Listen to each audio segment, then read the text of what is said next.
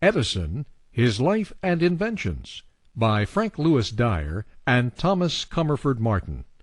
Chapter 17. We have now seen the Edison lighting system given a complete, convincing demonstration in Paris, London, and New York, and have noted steps taken for its introduction elsewhere on both sides of the Atlantic. The Paris plant, like that at the Crystal Palace, was a temporary exhibit. The London plant was less temporary, but not permanent, supplying, before it was torn out, no fewer than 3,000 lamps in hotels, churches, stores, and dwellings in the vicinity of Holborn Viaduct. There, Messrs. Johnson and Hammer put into practice many of the ideas now standard in the art, and secured much useful data for the work in New York, of which the story has just been told.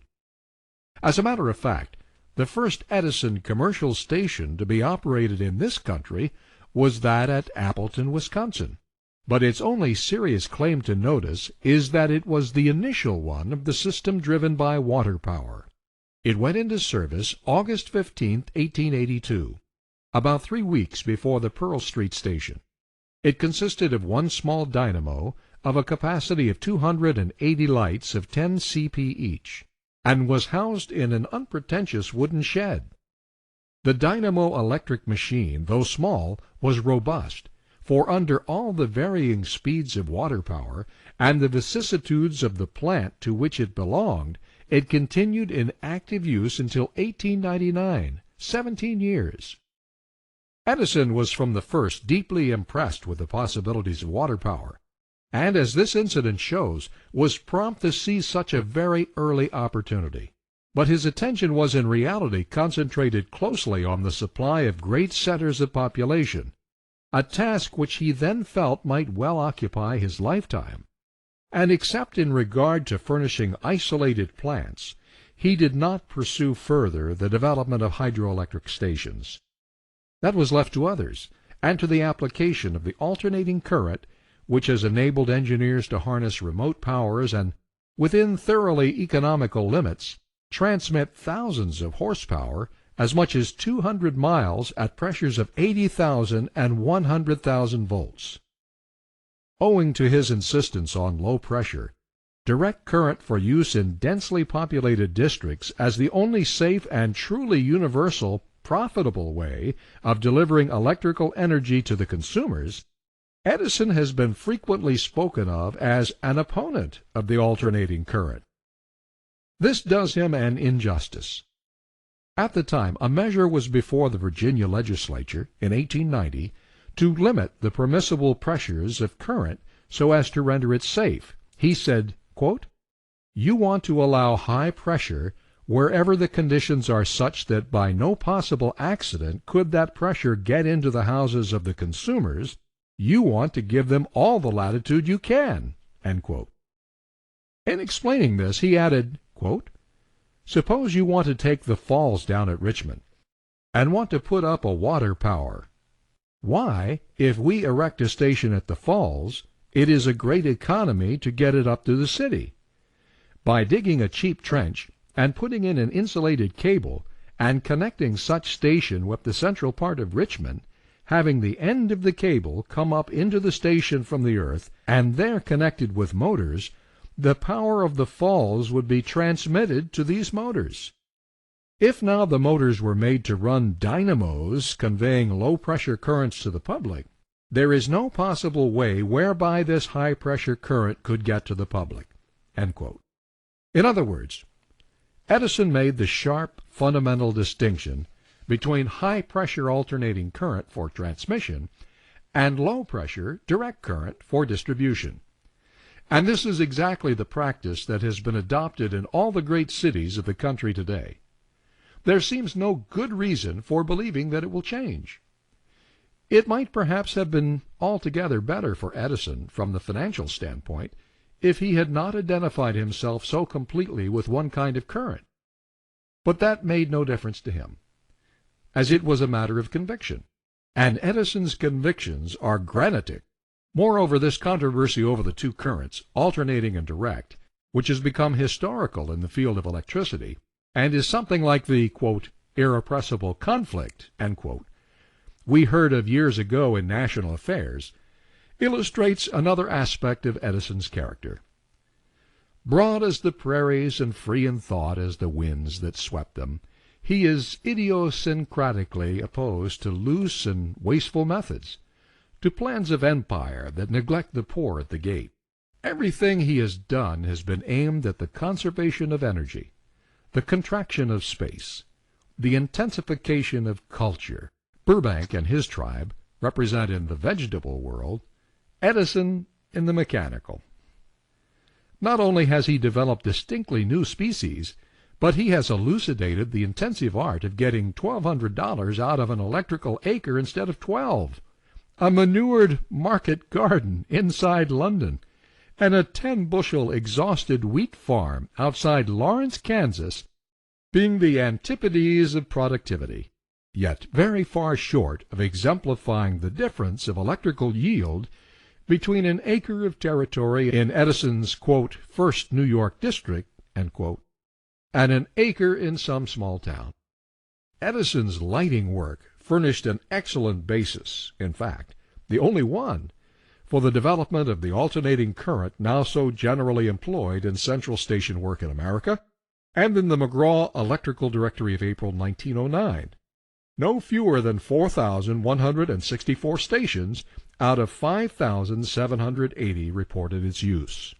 When the alternating current was introduced for practical purposes, it was not needed for arc lighting, the circuit for which from a single dynamo would often be 20 or 30 miles in length, its current having a pressure of not less than 5,000 or 6,000 volts.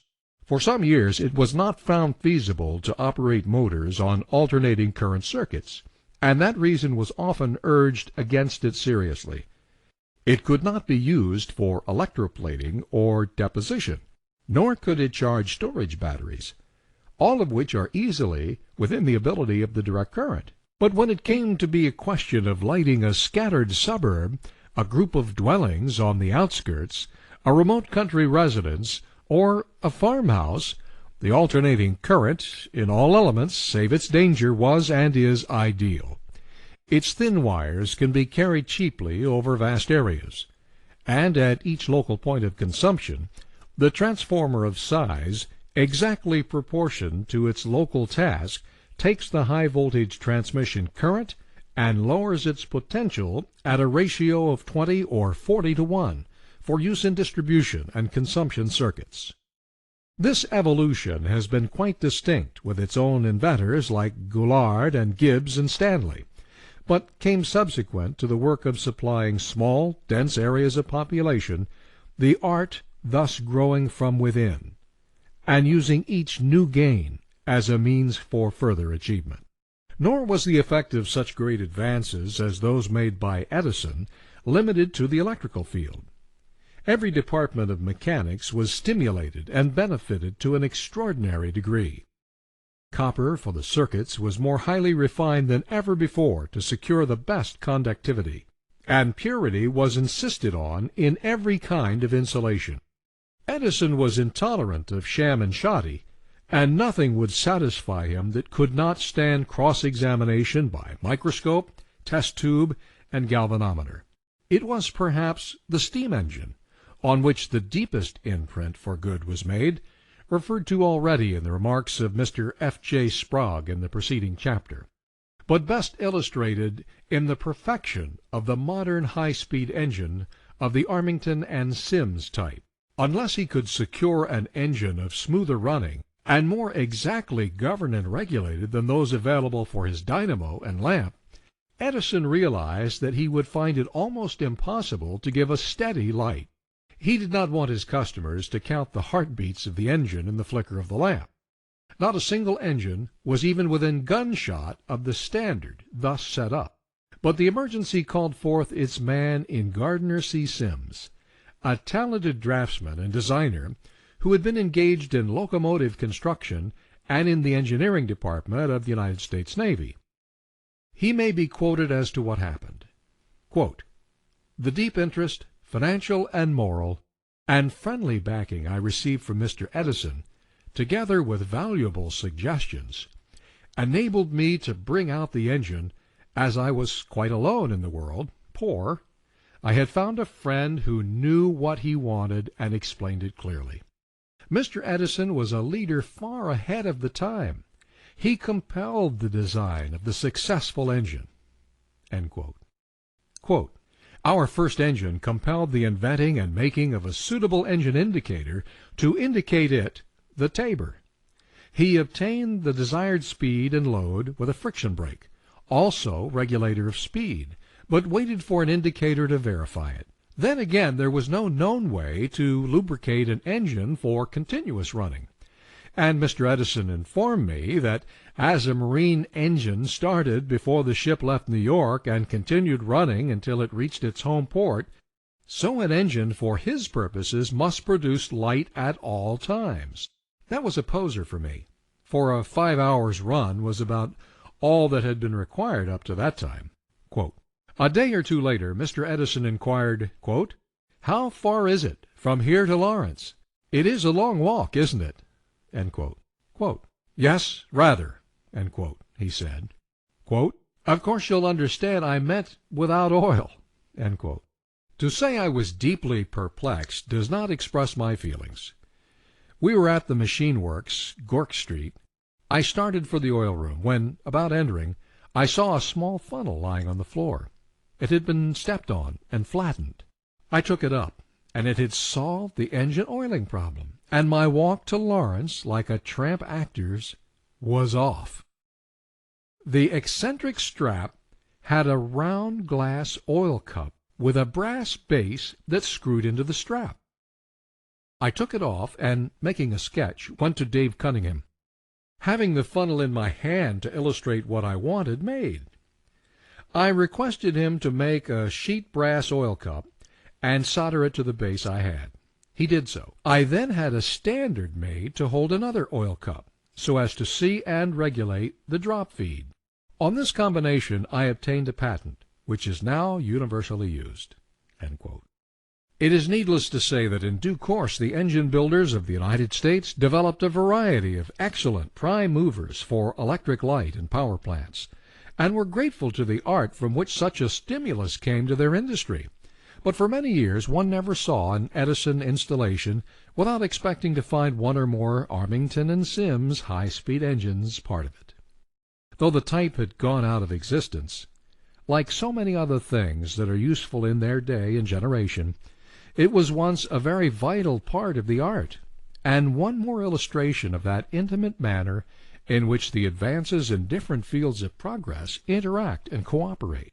Edison had installed his historic first great central station system in New York on the multiple arc system covered by his feeder and main invention, which resulted in a notable saving in the cost of conductors as against a straight two-wire system throughout of the tree kind.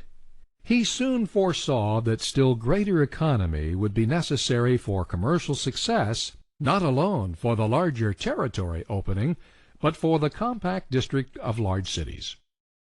Being firmly convinced that there was a way out, he pushed aside a mass of other work, and settled down to this problem, with the result that on November 20th, 1882, only 2 months after current had been set out from Pearl Street, he executed an application for a patent covering what is now known as the three-wire system. It has been universally recognized as one of the most valuable inventions in the history of the lighting art. See footnote 13. Its use resulted in a saving of over 60% of copper in conductors, figured on the most favorable basis previously known, inclusive of those calculated under his own feeder and main system. Such economy of outlay being effected in one of the heaviest items of expense in central station construction, it was now made possible to establish plants in towns where the large investment would otherwise have been quite prohibitive. The invention is in universal use today, alike for direct and for alternating current, and as well in the equipment of large buildings as in the distribution system of the most extensive central station networks. One cannot imagine the art without it. Footnote 13. For technical description and illustration of this invention, see the appendix. The strong position held by the Edison system under the strenuous competition that was already springing up was enormously improved by the introduction of the three-wire system, and it gave an immediate impetus to incandescent lighting. Desiring to put this new system into practical use promptly and receiving applications for license from all over the country, Edison selected Brockton, Massachusetts, and Sunbury, Pennsylvania, as the two towns for the trial. Of these two, Brockton required the larger plant, but with the conductors placed underground. It was the first to complete its arrangements and close its contract. Mr. Henry Villard, it will be remembered, had married the daughter of Garrison, the famous abolitionist, and it was through his relationship with the Garrison family that Brockton came to have the honor of exemplifying, so soon, the principles of an entirely new art. Sunbury, however, was a much smaller installation, employed overhead conductors, and hence was the first to, quote, cross the tape, end quote. It was specially suited for a trial plant also. In the early days, when a yield of 6 or 8 lamps to the horsepower was considered subject for congratulation. The town being situated in the coal region of Pennsylvania, good coal could then be obtained there at 75 cents a ton. The Sunbury generating plant consisted of an Armington and Sims engine driving 2 small Edison dynamos having a total capacity of about 400 lamps of 16 cp. The indicating instruments were of the crudest construction, consisting of 2 voltmeters connected by, quote, pressure wires, end quote, to the center of electrical distribution. 1 ammeter, for measuring the quantity of current output, was interpolated in the neutral bus, or third wire return circuit, to indicate when the load on the 2 machines was out of balance. The circuits were opened and closed by means of about half a dozen roughly made plug switches. See footnote 14. The, quote, bus bars, end quote, to receive the current from the dynamos were made of number 000 copper line wire, straightened out and fastened to the wooden sheathing of the station by iron staples without any presence to insulation.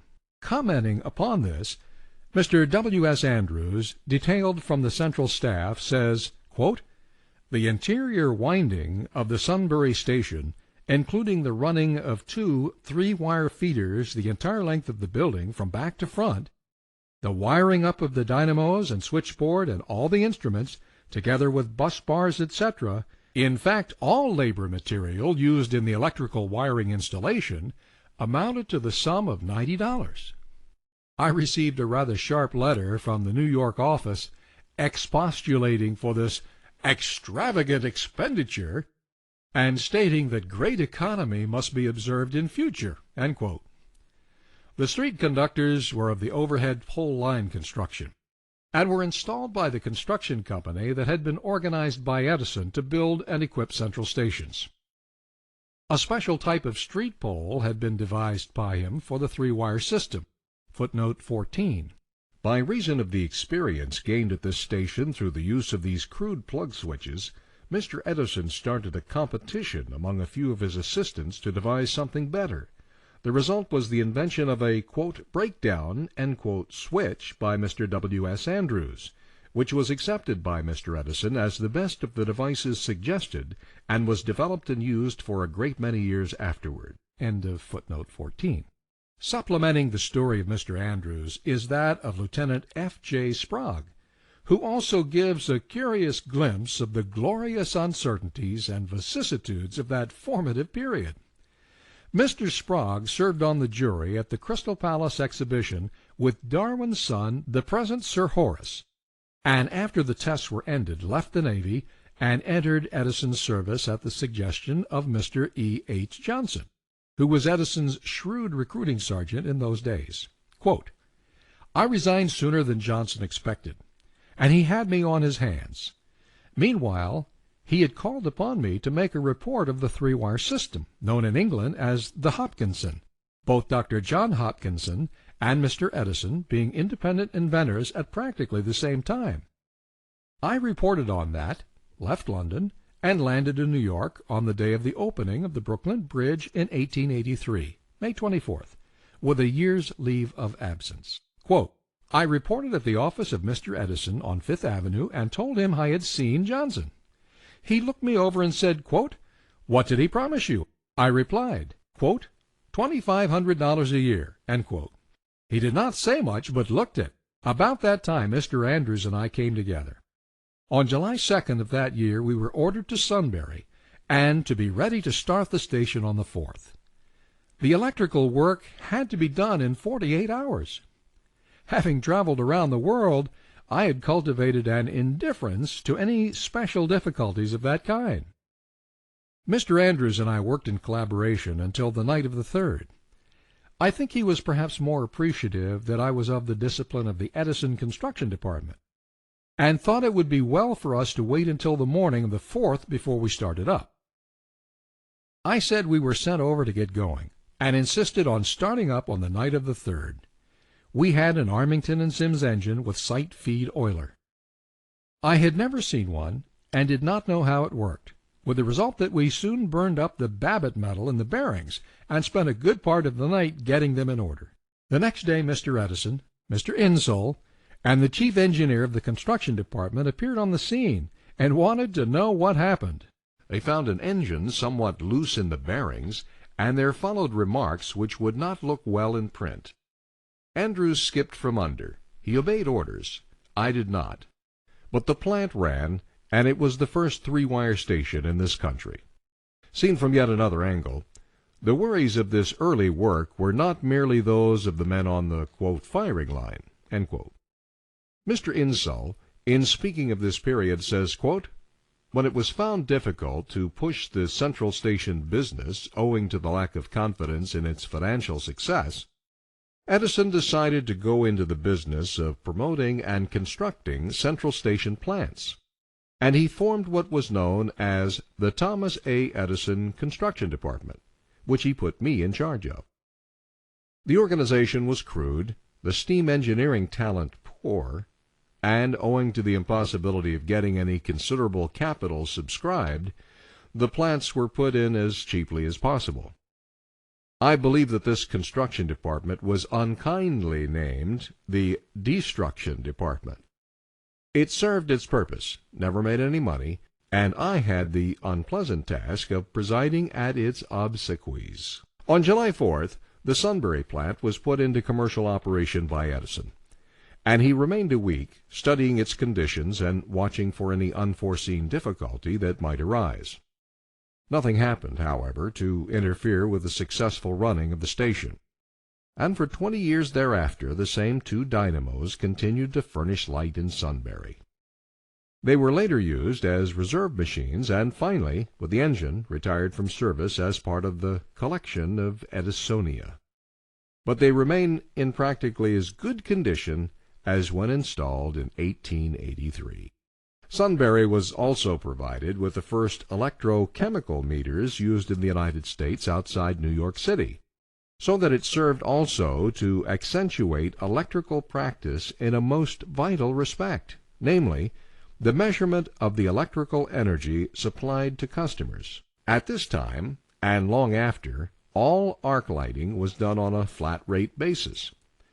The arc lamp installed outside a customer's premises, or in a circuit for public street lighting, burned so many hours nightly, so many nights in the month, and was paid for at that rate, subject to rebate for hours when the lamp might be out through accident. The early arc lamps were rated to require 9 to 10 amperes of current at 45 volts pressure each, receiving which they were estimated to give 2,000 CP, which was arrived at by adding together the light found at 4 different positions, so that in reality the actual light was about 500 CP. Few of these data were ever actually used, however, and it was all more or less a matter of guesswork, although the central station manager, aiming to give good service, would naturally see that the dynamos were so operated as to maintain as steadily as possible the normal potential and current. The same loose methods applied to the early attempts to use electric motors on arc lighting circuits, and contracts were made based on the size of the motor, the width of the connecting belt, or the amount of power the consumer thought he used, never on the measurement of the electrical energy furnished him. Here again Edison laid the foundation of standard practice. It is true that even down to the present time the flat rate is applied to a great deal of incandescent lighting, each lamp being charged for individually, according to its probable consumption during each month. This may answer perhaps in a small place where the manager can gauge pretty closely from actual observation what each customer does. But even then there are elements of risk and waste, and obviously in a large city such a method would soon be likely to result in financial disaster to the plant. Edison held that the electricity sold must be measured just like gas or water, and he proceeded to develop a meter. There was infinite skepticism around him on the subject, and while other inventors were also giving the subject their thought, the public took it for granted that anything so utterly intangible as electricity, that could not be seen or weighed, and only gave secondary evidence of itself at the exact point of use, could not be brought to accurate registration. The general attitude of doubt was exemplified by the incident in Mr. J.P. Morgan's office, noted in the last chapter. Edison, however, had satisfied himself that there were various ways of accomplishing the task, and had determined that the current should be measured on the premises of every consumer. His electrolytic meter was very successful, and was of widespread use in America and in Europe until the perfection of mechanical meters by Elihu Thomson and others brought that type into general acceptance. Hence the Edison electrolytic meter is no longer used, despite its excellent qualities. Houston and Kennerly, in their Electricity in Everyday Life, sum the matter up as follows. Quote, "The Edison chemical meter is capable of giving fair measurements of the amount of current passing. By reason, however, of dissatisfaction caused by the inability of customers to read the indications of the meter, it has in later years to a great extent been replaced by registering meters that can be read by the customer. The principle employed in the Edison electrolytic meter is that which exemplifies the power of electricity to decompose a chemical substance. In other words, it is a deposition bath, consisting of a glass cell, in which 2 plates of chemically pure zinc are dipped into a solution of zinc sulfate. When the lights or motors in the circuit are turned on, and a certain definite small portion of the current is diverted to flow through the meter from the positive plate to the negative plate, the latter increases in weight by receiving a deposit of metallic zinc. The positive plate, meantime, losing in weight by the metal thus carried away from it. This difference in weight is a very exact measure of the quantity of electricity, or number of ampere hours that have, so to speak, passed through the cell, and hence of the whole consumption in the circuit. The amount thus due from the customer is ascertained by removing the cell, washing and drying the plates, and weighing them in a chemical balance. Associated with this simple form of apparatus were various ingenious details and refinements to secure regularity of operation, freedom from inaccuracy, and immunity from such tampering as would permit theft of current or damage. As the freezing of the zinc sulfate solution in cold weather would check its operation, Edison introduced, for example, into the meter an incandescent lamp and a thermostat so arranged that when the temperature fell to a certain point, or rose above another point, it was cut in or out, and in this manner the meter would be kept from freezing. The standard Edison meter practice was to remove the cells once a month to the meter room of the Central Station Company for examination, another set being substituted. The meter was cheap to manufacture and install, and not at all liable to get out of order. In December 1888, Mr. W. J. Jenks read an interesting paper before the American Institute of Electrical Engineers on the 6 years of practical experience had up to that time with the meter, then more generally in use than any other. It appears from the paper that 23 Edison stations were then equipped with 5,187 meters, which were relied upon for billing the monthly current consumption of 87,856 lamps and 350 motors of 1,000 horsepower total. This represented about 75% of the entire lamp capacity of the stations. There was an average cost per lamp for meter operation of 22 cents a year, and each meter took care of an average of 17 lamps. It is worthy of note, as to the promptness with which the Edison stations became paying properties, that 4 of the metered stations were earning upward of 15% of their capital stock, 3 others between 8 and 10%, 8 between 5 and 8%, the others having been in operation too short a time to show definite results, although they also went quickly to a dividend basis. Reports made in the discussion at the meeting by engineers showed the simplicity and success of the meter. Mr. C. L. Edgar, of the Boston Edison system, stated that he had 800 of the meters in service, cared for by 2 men and 3 boys, the latter employed in collecting the meter cells, the total cost being perhaps $2,500 a year.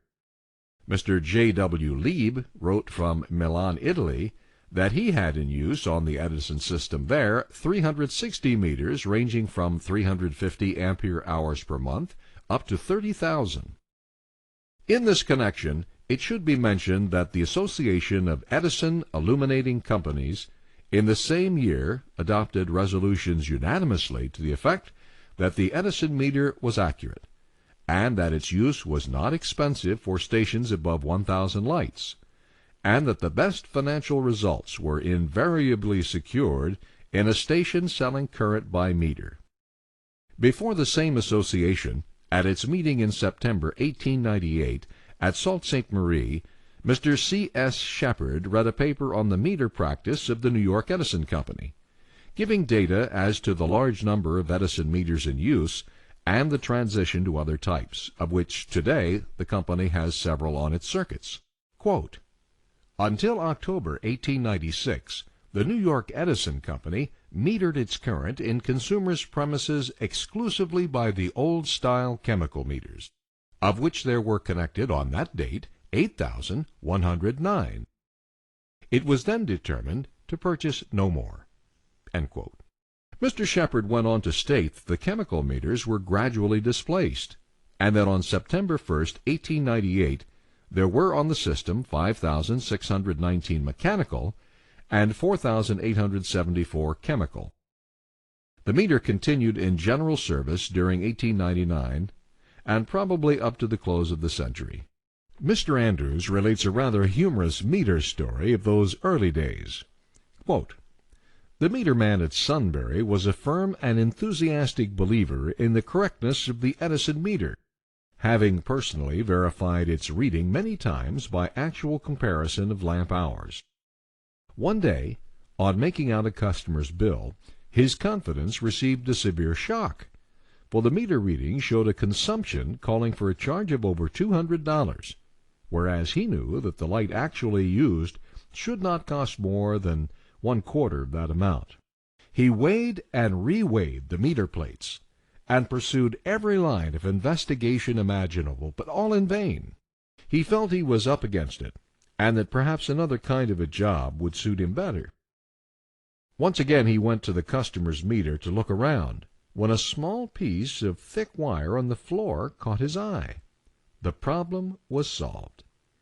He suddenly remembered that after weighing the plates, he went and put them in the customer's meter. But the wire attached to one of the plates was too long to go into the meter, and he had cut it off. He picked up the piece of wire, took it to the station, weighed it carefully, and found that it accounted for about $150 worth of electricity, which was the amount of the difference." End quote. Edison himself, however, is the best repertory of stories when it comes to the difficulties of that early period, in connection with metering the current and charging for it.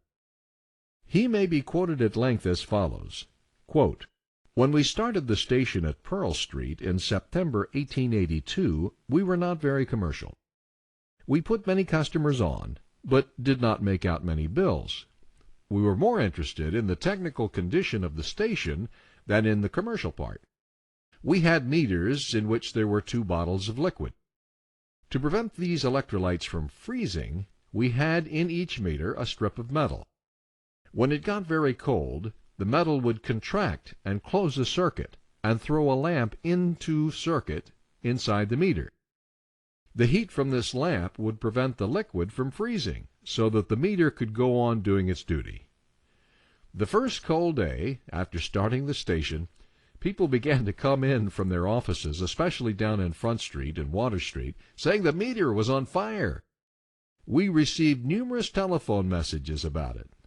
Some had poured water on it, and others said, "Send a man right up to put it out." End quote. Quote, after the station had been running several months and was technically a success, we began to look after the financial part. We started to collect some bills, but we found that our books were kept badly, and that the person in charge, who was no businessman, had neglected that part of it. In fact, he did not know anything about the station anyway. So I got the directors to permit me to hire a man to run the station. This was Mr. Chinnock, who was then superintendent of the Metropolitan Telephone Company of New York. I knew Chinnock to be square and of good business ability, and induced him to leave his job.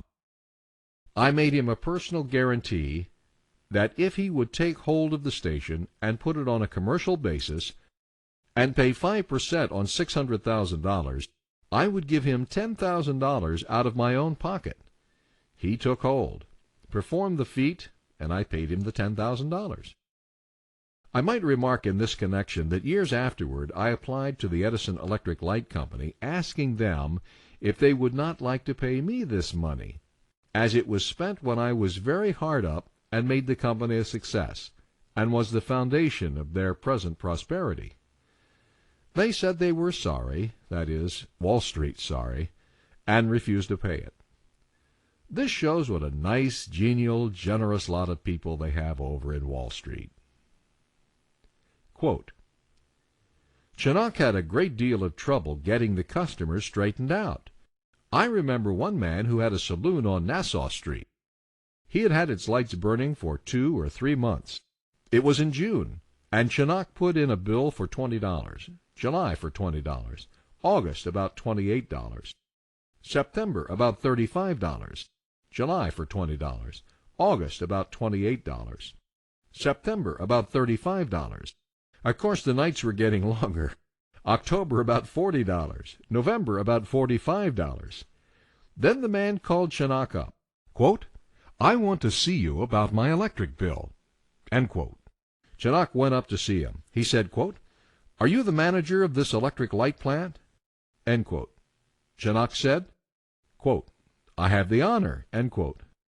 Quote, Well, he said, my bill has gone from $20 up to $28, $35, $45. I want you to understand, young fellow, that my limit is $60. End quote. Quote, after Chinnock had had all this trouble due to the incompetency of the previous superintendent, a man came in and said to him, quote, Did Mr. Blank have charge of this station? End quote. Quote, Yes. End quote. Quote, Did he know anything about running a station like this? End quote.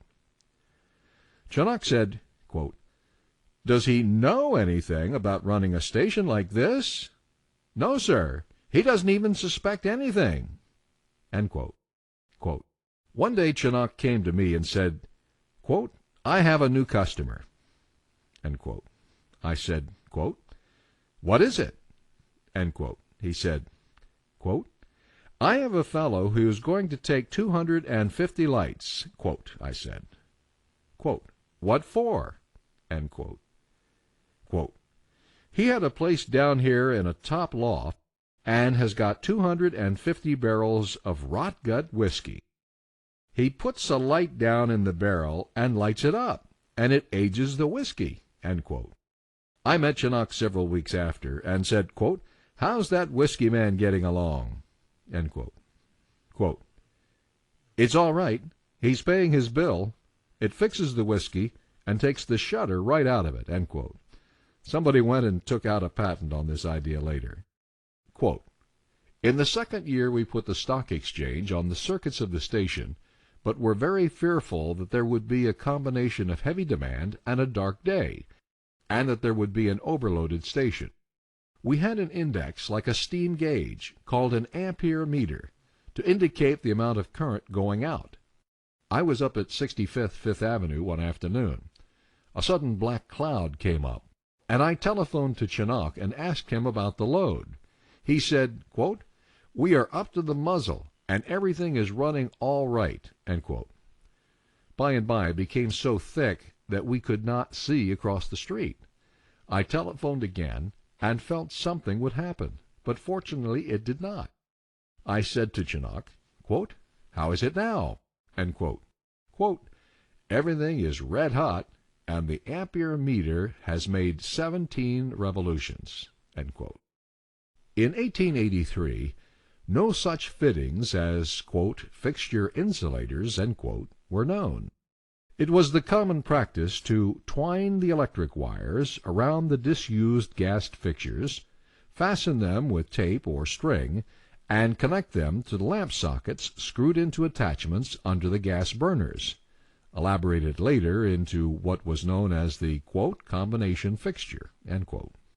As a result, it was no uncommon thing to see bright sparks snapping between the chandelier and the lighting wires during a sharp thunderstorm.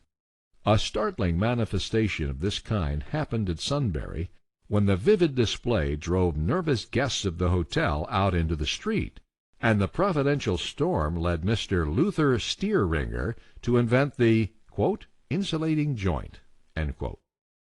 This separated two lighting systems thoroughly, went into immediate service, and is universally used today. Returning to the more specific subject of pioneer plants of importance, that at Brockton must be considered for a moment, chiefly for the reason that the city was the first in the world to possess an Edison station distributing current through an underground three-wire network of conductors. The essentially modern, contemporaneous practice, standard 25 years later.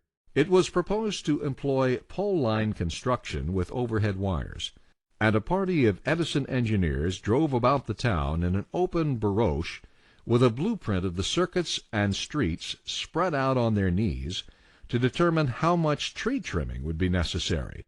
When they came to some heavily shaded spots, the fine trees were marked, quote, 'T,' end quote, to indicate that the work in getting through them would be tough. Where the trees were sparse and the foliage was thin, the same cheerful band of vandals marked the spots, quote, 'E,' end quote, to indicate that it would be easy to run the wires. In those days, public opinion was not so alive as now to the desirability of preserving shade trees and of enhancing the beauty of a city instead of destroying it. Brockton had a good deal of pride in its fine trees, and a strong sentiment was very soon aroused against the mutilation proposed so thoughtlessly. The investors in the enterprise were ready and anxious to meet the extra cost of putting the wires underground. Edison's own wishes were altogether for the use of the methods he had so carefully devised, and hence that bustling home of shoe manufacture was spared this infliction of more overhead wires.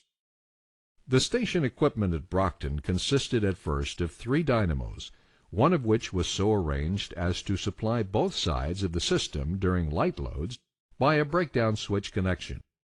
This arrangement interfered with correct meter registration, as the meters on one side of the system registered backward during the hours in which the combination was employed. Hence, after supplying an all-night customer whose lamps were on one side of the circuit, the company might be found to owe him something substantial in the morning. Soon after the station went into operation, this ingenious plan was changed, and the 3rd dynamo was replaced by 2 others. The Edison construction department took entire charge of the installation of the plant, and the formal opening was attended on October 1st, 1883, by Mr. Edison, who then remained a week in ceaseless study and consultation over the conditions developed by this initial three-wire underground plant. Some idea of the confidence inspired by the fame of Edison at this period is shown by the fact that the first theater ever lighted from a central station by incandescent lamps was designed this year and opened in 1884 at Brockton with an equipment of 300 lamps. The theater was never piped for gas. It was also from the Brockton Central Station that current was first supplied to a fire engine house, another display of remarkably early belief in the trustworthiness of the service. Under conditions where continuity of lighting was vital, the building was equipped in such a manner that the striking of the fire alarm would light every lamp in the house automatically and liberate the horses. It was at this central station that Lieutenant Sprague began his historic work on the electric motor, and here that another distinguished engineer and inventor, Mr. H. Ward Leonard, installed the meters and became meterman, in order that he might study in every intimate detail the improvements and refinements necessary in that branch of the industry. The authors are indebted for these facts and some other data embodied in this book to Mr. W. J. Jenks, who, as manager of this plant here, made his debut in the Edison ranks. He had been connected with local telephone interests, but resigned to take active charge of this plant, imbibing quickly the traditional Edison spirit, working hard all day and sleeping in the station at night on a cot brought there for that purpose. It was a time of uninterrupted watchfulness. The difficulty of obtaining engineers in those days to run the high-speed engines, 350 revolutions per minute, is well illustrated by an amusing incident in the very early history of the station. A locomotive engineer had been engaged, as it was supposed he would not be afraid of anything. One evening there came a sudden flash of fire and a sputtering, sizzling noise. There had been a short circuit on the copper mains in the station. The fireman hid behind the boiler, and the engineer jumped out the window. Mr. Sprague realized the trouble, quickly threw off the current, and stopped the engine. Mr. Jenks relates another humorous incident in connection with this plant. Quote, "One night I heard a knock at the office door, and on opening it saw two well-dressed ladies, who asked if they might be shown through. I invited them in, taking them first to the boiler room, where I showed them the coal pile, explaining that this was used to generate steam in the boiler. We then went to the dynamo room, where I pointed out the machines converting the steam power into electricity, appearing later in the form of light in the lamps. After that they were shown the meters, by which the consumption of current was measured. They appeared to be interested, and I proceeded to enter upon a comparison of coal made into gas or burned under a boiler to be converted into electricity. The ladies thanked me effusively, and brought their visit to a close. As they were about to go through the door, one of them turned to me and said, quote, 'We have enjoyed this visit very much, but there is one question we would like to ask. What is it that you make here?' End quote. The Brockton station was for a long time a show plant of the Edison Company, and had many distinguished visitors, among them being Professor Elihu Thomson, who was present at the opening, and Sir W. H. Preece of London. The engineering methods pursued formed the basis of similar institutions in Lawrence, Massachusetts, in November 1883, in Fall River, Massachusetts, in December 1883, and in Newburgh, New York, the following spring. Another important plant of this period deserves special attention, as it was the pioneer in the lighting of large spaces by incandescent lamps. The installation of 5,000 lamps on the three-wire system was made to illuminate the buildings at the Louisville, Kentucky Exposition in 1883, and owing to the careful surveys, calculations, and preparations of H. M. Byersby and the late Luther Steeringer, was completed and in operation within 6 weeks after the placing of the order. The jury of awards, in presenting 4 medals to the Edison Company, took occasion to pay a high compliment to the efficiency of the system. It has been thought by many that the magnificent success of this plant did more to stimulate the growth of the incandescent lighting business than any other event in the history of the Edison Company.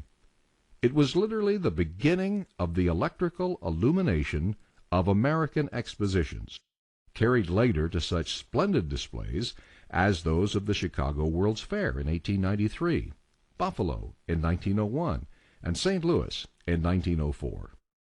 Thus, the art was set going in the United States under many difficulties, but with every sign of coming triumph.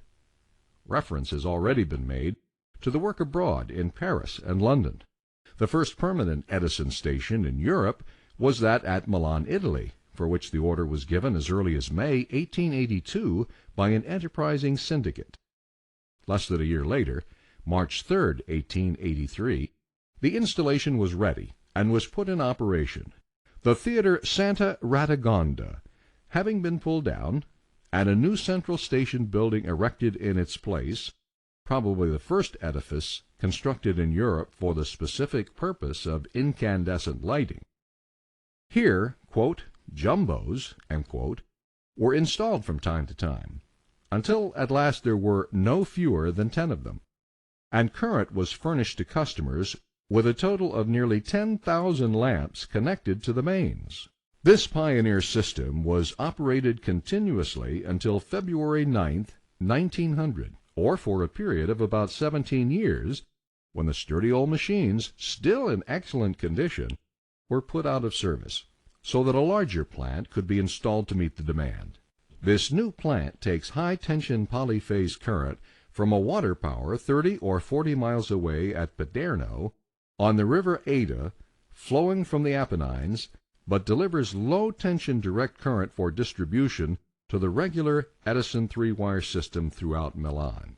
About the same time that southern Europe was thus opened up to the new system, South America came into line, and the first Edison central station there was installed at Santiago, Chile, in the summer of 1883, under the supervision of Mr. W. N. Stewart. This was the result of the success obtained with small isolated plants, leading to the formation of an Edison company. It can be readily conceived that at such an extreme distance from the source of supply of apparatus, the plant was subject to many peculiar difficulties from the outset, of which Mr. Stewart speaks as follows, quote, I made an exhibition of the jumbo in the theater at Santiago, and on the first evening, when it was filled with the aristocracy of the city, I discovered to my horror that the binding wire around the armature was slowly stripping off and going to pieces. We had no means of boring out the field magnets, and we cut grooves in them. I think the machine is still running, 1907. The station went into operation soon after with an equipment of 8 Edison K dynamos, with certain conditions inimical to efficiency, but which had not hindered the splendid expansion of the local system. With those 8 dynamos, we had 4 belts between each engine and the dynamo. The steam pressure was limited to 75 pounds per square inch. We had 2-wire underground feeders, sent without any plans or specifications for their installation. The station had neither voltmeter nor ammeter. The current pressure was regulated by a galvanometer. We were using coal costing $12 a ton, and were paid for our light in currency worth 50 cents on the dollar. The only thing I can be proud of in connection with the plant is the fact that I did not design it, that once in a while we made out to pay its operating expenses, and that occasionally we could run it for 3 months without a total breakdown. End quote. It was not until 1885 that the first Edison station in Germany was established, but the art was still very young, and the plant represented pioneer lighting practices in the empire. The station at Berlin comprised 5 boilers and 6 vertical steam engines driving by belts 12 Edison dynamos, each of about 55 horsepower capacity. A model of this station is preserved in the Deutschen Museum at Munich. In the bulletin of the Berlin Electricity Works for May 1908, it is said with regard to the events that led up to the creation of the system, as noted already at the Rathenow celebration. Quote, "The year 1881 was a milestone in the history of the Allgemeine Elektrizitätsgesellschaft. The International Electrical Exposition at Paris was intended to place before the eyes of the civilized world the achievements of the century. Among the exhibits of that exposition was the Edison system of incandescent lighting. It became the basis of modern heavy current techniques." The last phrase is italicized as being a happy and authoritative description as well as a tribute. This chapter would not be complete if it failed to include some reference to a few of the early isolated plants of a historic character. Note has already been made of the first Edison plants afloat on the Jeannette and Columbia, and the first commercial plant in the New York lithographic establishment. The first mill plant was placed in the woolen factory of James Harrison at Newburgh, New York, about September 15, 1881. A year later, Mr. Harrison wrote with some pride, quote, "I believe my mill was the first lighted with your electric light, and therefore may be called number one. Besides being job number one, it is a number one job, and a number one light, being better and cheaper than gas and absolutely safe as to fire." End quote. The first steam yacht, lighted by incandescent lamps, was James Gordon Bennett's Nemuna, equipped early in 1882 with a plant for 120 lamps of 8 candle power, which remained in use there many years afterward. The first Edison plant in a hotel was started in October 1881 at the Blue Mountain House in the Adirondacks, and consisted of 2 Z dynamos with a complement of 8 and 16 candle lamps. The hotel is situated at an elevation of 3,500 feet above the sea, and was at that time 40 miles from the railroad.